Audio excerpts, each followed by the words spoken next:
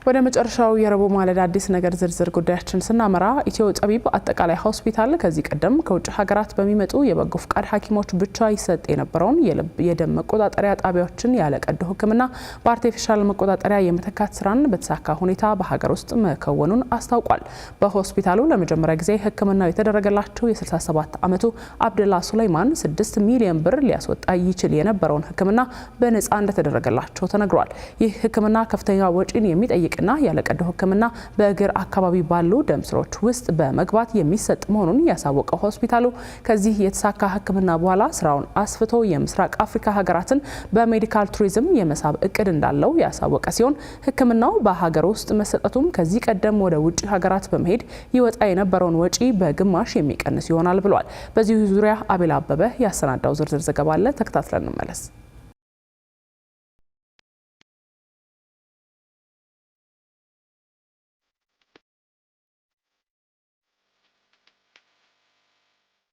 ቀጫጭን የደም ካቴተሮችን በማስገባት የደፈነውን ስብ ማውጣት ወይም ደግሞ የጠበቡ የደም ቧንቧዎችን የማስፋት ስራ ባሉን በማስገባት የማስፋት ስራ ሲሰራ ቆይቷል ማለት ነው።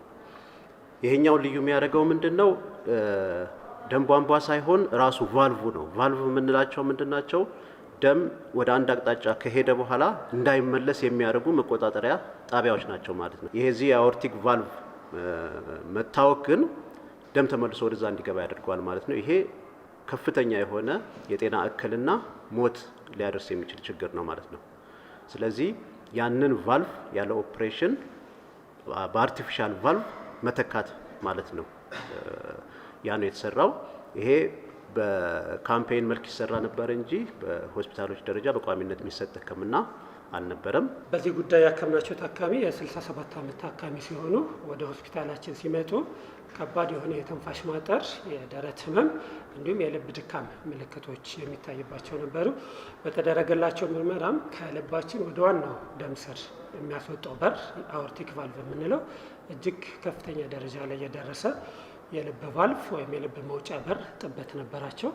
ይሄ በተለመደው ሕክምና እጅግ የተወሳሰበ ደረትን እንዲሁም ልብን ከፍቶ የመቀየር ቀዶ ሕክምና የሚጠይቅ አገልግሎት የነበረ ሲሆን ይህንን እጅግ ዘመናዊ በሚባል ሁኔታ ያለ ቀዶ ሕክምና በደም ስሮች ውስጥ ብቻ በመጓዝና ትራንስካቴተር አኦርቲክ ቫልቭ ኢምፕላንቴሽን ወይም ታቪ የምንለውም በምህጻረ ቃል ባጭሩ በአማርኛ በደም ስር ውስጥ በመጓዝ የልብ ደም ስርን በአዲስ የመተካት ስራን አካሂደንላቸዋል።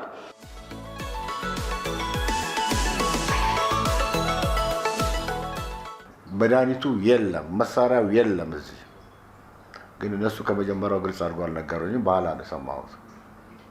እና መሳሪያ እናስመጣለን፣ አንተ ተረጋጋ፣ መሀል ላይ ህመም ምናምን ተፈጠረብህ ናና እኛ ጋር ትታከማለህ እና ትንሽ ቆየን አሉ። እሺ አልኩ። ቢያንስ ወደ 6 ወር ባለፈው ቅዳሜ ነው መሰለኝ ስልክ ተደውሎ እና እንዴት እና መድኃኒቱ እንትኑ መጥተዋል፣ መሳሪያው መጥተዋል። ህልም ነው ምንድን ነው ቢጮህብኝ ብዬ በጣም ግራ ነው የገባኝ። ዛሬ እዚህ ሪከቨሪ ወይም ደግሞ አይሲ ነው ምንድን ነው የሚባለው እዛ ነው ያለሁት። ከነገ ጀምሮ ደግሞ በተሻለ ሁኔታ ተሽሎኝ በእግሬ ልሄድ እችላለሁ ብዬ ገምታለሁ። እንደ አገርም ይህ ፕሮሲጀር በከፍተኛ ወጪ የሚጠይቅ ፕሮሲጀር በመሆኑ ያ ማለት ታካሚው ይክፈል ቢባል ለዚህ አገልግሎት እስከ 6 ሚሊዮን የኢትዮጵያ ብር ያስከፍለው ነበረ። ስለዚህ ይህን ፕሮሲጀር እኛ ሆስፒታላችን ላይ በነፃ ሕክምና የማህበራዊ ኃላፊነትን ለመወጣት ታካሚው ሲሰቃይ ከነበረበት ችግር ለመፈወስ ቤተሰቦቹን ለማገዝ እንዲሁም እንደ ሀገር ትልቅ አስተዋጽኦ ለማበርከት በማሰብ ለመጀመሪያ ጊዜ የተሳካ ኦፕሬሽን ሰርተን ይህንን ሰው በፈጣሪ እርዳታ ህይወቱን ወደ ለመለመ አቅጣጫ መልሰንለታል። ዛሬ ማሳካት የቻልነው የሕክምና ሂደት የልብ መውጫ ላይ ያለውን ዋና የደም ስር የመቀየር ወይም በአዲስ የመተካት ሂደት ነው።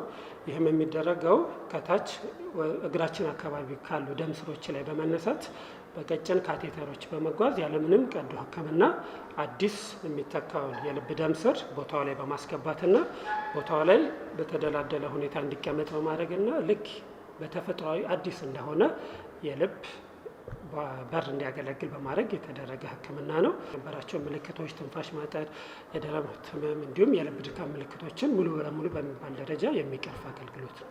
ሲደረግም ብዙ ስቃይ የለብኝም። ስቃይ የለውም። እንደሚወራውም አይደለም። ድሮ የሚወራው ኦፕሬሽን በጣም ከባድ ነው። እንደሚወራውም አይደለም። ዝም ብሎ ነካክተው ወጡ ማለት ይቻላል። በቃ ዝም ብሎ ሰውነቴን ነካክተው ነው ተነስ ተባልኩት ማለት እችላለሁ። እና ቴክኖሎጂ ወደኛ ሀገር ቢገባ በጣም ጥሩ ነው። በእንደዚህ ሁኔታ ሳይታወቅለት የሚታመም ብዙ ሰው አለ።